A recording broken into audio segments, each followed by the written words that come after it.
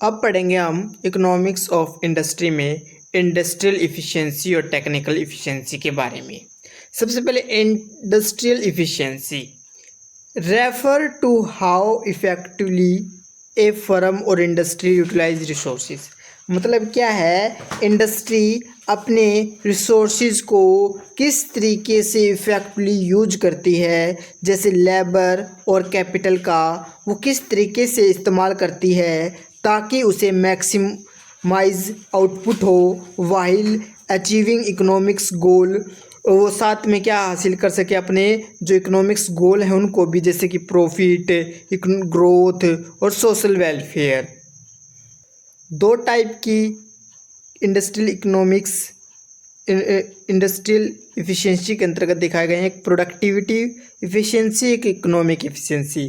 Productive efficiency when A firm produce the maximum possible output with the list amount of inputs. मतलब कम से कम जब हम inputs का इस्तेमाल करेंगे और उससे हम ज़्यादा से ज़्यादा मैक्सिमम आउटपुट प्राप्त करेंगे तो प्रोडक्टिविटी इफ़िशियंसी के अंतर्गत आएगी। Economic efficiency when resources are allocated optimally to ensure maximum benefit at the lower cost. मतलब क्या है, जब हम रिसोर्सेज को अच्छे तरीके से हम एलोकेट कर देंगे जिससे हमें मैक्सिमम बेनिफिट होगा लोअर कॉस्ट के अंतर्गत, तो वो इकोनॉमिक इफ़िशियंसी के अंतर्गत आएगा। जब दोनों का मिक्सन होता है तो वो हमारा इंडस्ट्रियल इफ़िशियंसी कहलाता है। जैसे कि एक एग्जांपल दिया हुआ है, suppose a car factory produce 100 car using 10 machine. मतलब एक सपोज करना है कि एक कार फैक्ट्री है वो 100 कार प्रोड्यूस करती है 10 मशीन का इस्तेमाल करके। अगर दूसरी जो फैक्ट्री है वो प्रोड्यूस करे उसी सेम 100 कार को यूज करके 8 मशीन को, तो पहले एक कितने इस्तेमाल कर रहा था 10, सेकंड बी कितना इस्तेमाल कर रहा 8। देन हम कह सकते हैं अब जो first factory is inefficient, first factory है वो इनएफिशिएंट है, अपने रिसोर्सेज को अच्छी तरह से यूज नहीं कर पा रही है। दूसरा हमारा टेक्निकल इफ़िशियंसी क्या है। Technical efficiency focus on minimising resource wastage in production. Technical efficiency focus करता है कि वो रिसोर्सेज का जो कम से कम वेस्टेज करे। It measures how close a firm is to the best practice frontier. ये किस के अंतर्गत दिखाया गया है, बेस्ट फ्रंटियर, बेस्ट प्रैक्टिस या बेस्ट फ्रंटियर के अंतर्गत देखते हैं हम इसे। Meaning the maximum output possible given output, जितना दिया हुआ है उसे हम मैक्सिमम आउटपुट प्राप्त करेंगे कम से कम इनपुट के अंतर्गत। तो इसमें क्या मतलब दिखाया गया है, इसके कुछ कंपाउंड्स हैं उसके बारे में पढ़ेंगे, फिर इसको और अच्छे से समझेंगे हम। कंपाउंड्स क्या, देखो, Feral view, A firm is technically efficient if it's produce the maximum possible output without wasting input.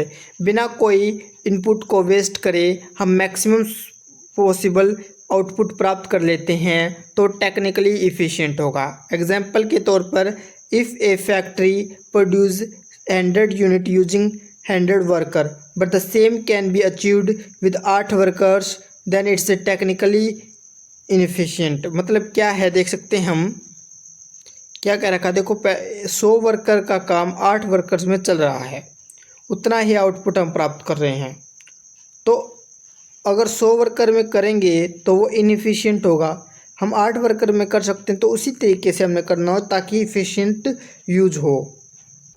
और दूसरा क्या कंपाउंड है, factor price efficiency, choosing the most cost effective combination of input. हमने सबसे मोस्ट इफेक्टिव कम्बिनेशन इनपुट का चुनना होगा ताकि हमारा कुछ भी वेस्ट ना हो।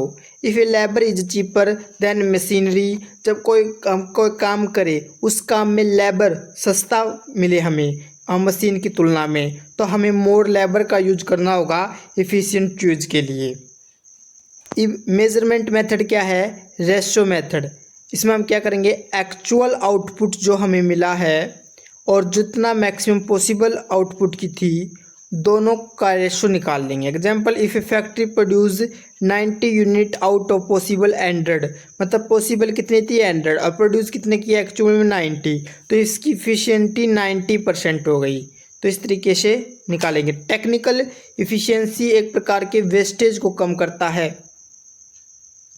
इफ इसमें आइसोक्वांट एनालाइज करते, if a firm is at P, कोई फर्म पी पर है, using more input than needed, और वो क्या है ज़्यादा इनपुट का यूज कर रही है जितनी उसे ज़रूरत है, but the optimal point is R, परंतु ऑप्टिमल पॉइंट आर पर है जहाँ सेम आउटपुट प्रोड्यूस किया जाता है फीवर इनपुट के द्वारा, देन तब पी रिप्रेजेंट क्या करेगा, इनएफिशिएंसी को रिप्रेजेंट करेगा।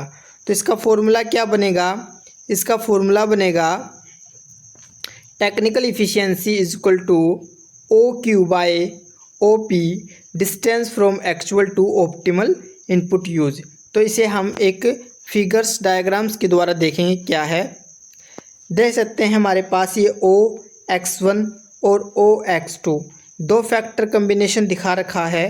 AB, ये जो AB है ये हमारा क्या रिप्रेजेंट कर रहा है, आइसो कोस्ट लाइन है, और ये जो है ये हमारा आइसो क्वांट है। यहाँ पर सारी क्वांटिटी सेम होती है, लेकिन देखो यहाँ पर जो P है यहाँ से यहाँ ये ज़्यादा इफ़िशियंट है इसकी तुलना में, P इनफिशिएंट को दिखा रहा है। तो इसे क्या कैसे दिखा रहा है, ये टेक्निकल एंड प्रोडक्टिव इफ़िशियंसी का फिगर है। इस फिगर में क्या दिया हुआ है उसके बारे में पढ़ते हैं।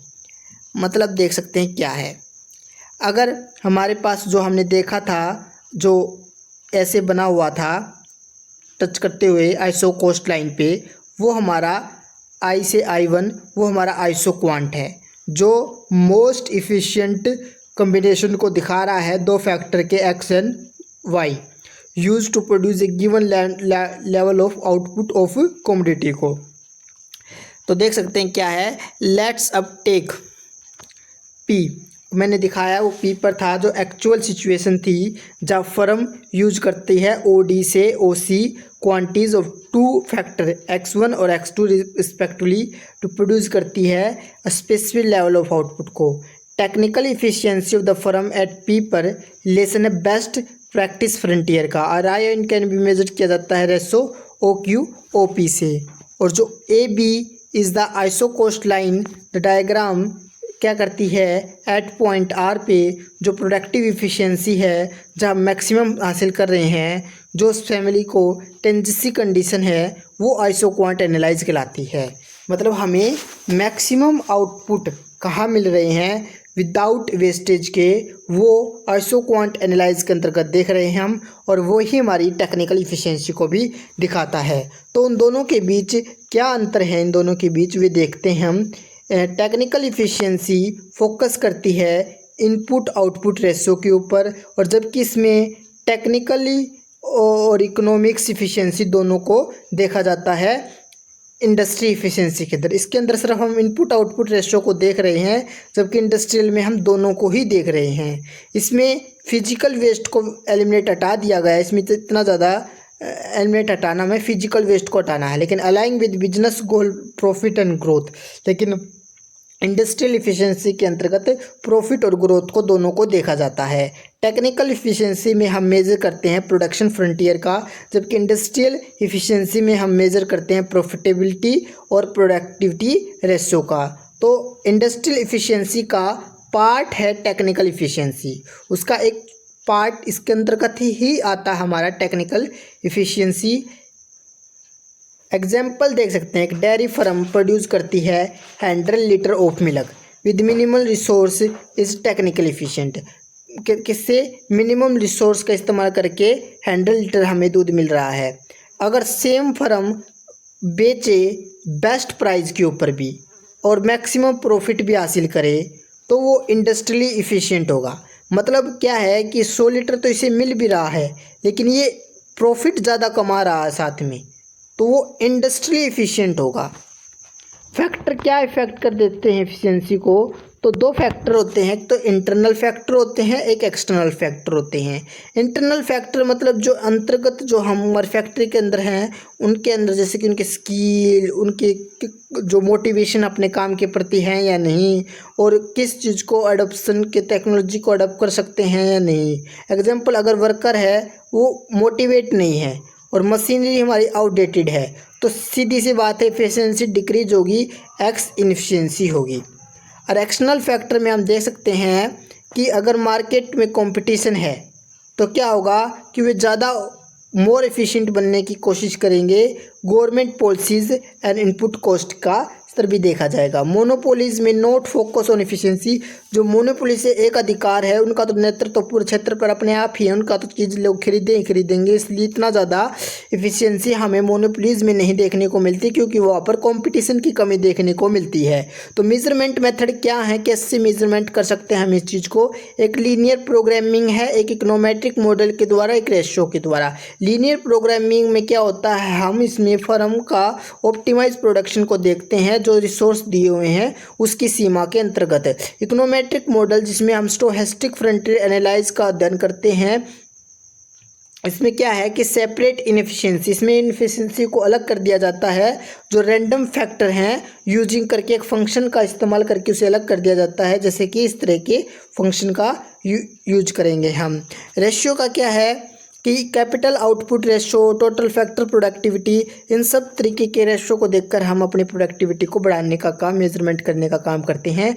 इफ़िशिएंसी कंडीशन इन प्रोडक्शन, तो क्या कंडीशन देखने को मिलती है इफ़िशिएंसी की, हमें कॉस्ट को कम से कम करना। फर्म क्या करती है, शुड यूज करती है इनपुट रेशो को जो मैच करे प्राइस रेशो के साथ, जैसे कि फॉर्मूला भी दिया हुआ हमारे पास MP1/P1 MP2/P2, मतलब मार्जिनल प्रोडक्ट पर रुपी स्पेंड के साथ कितना मार्जिनल प्रोडक्ट हमें मिल रहा है। तो एक एक कॉस्ट का देखा जा रहा है। प्रॉफिट मैक्सिमाइजेशन क्या है कि फर्म क्या शुड प्रोड्यूस वेयर प्राइस और मार्जिनल कॉस्ट बराबर होते हैं, जहाँ पर उसे हम इन परफेक्ट कॉम्पिटिशन कहते हैं। रियल वर्ल्ड एग्जाम्पल देख सकते हैं हम क्या है।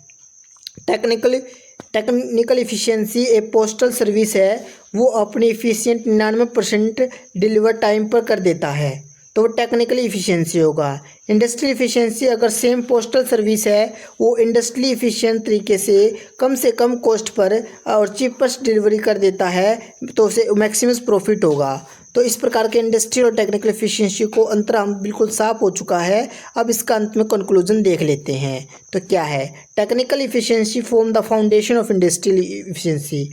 टेक्निकल एफिशिएंसी वो हमारे इंडस्ट्रियल एफिशिएंसी का ही फॉर्म है। एक firm must first reduce waste, एक फर्म क्या करती है, पहले सबसे कम वेस्ट को कम करती है, technical efficiency, and then allocate करती है रिसोर्स को इफेक्टिवली अपने अचीव गोल को करने के लिए। इंडस्ट्रियल एफिशिएंसी को फैक्टर जैसे कि मैनेजमेंट, क्वालिटी, कंपटीशन और टेक्नोलॉजी प्ले एक क्रूशियल रोल निभाते हैं हमारी ओवरऑल एफिशिएंसी की ओर। तो इस तरीके से एक हम प्रॉफिट और गोल को अचीव कर सकती है इंडस्ट्रियल एफिशिएंसी और टेक्निकल एफिशिएंसी दोनों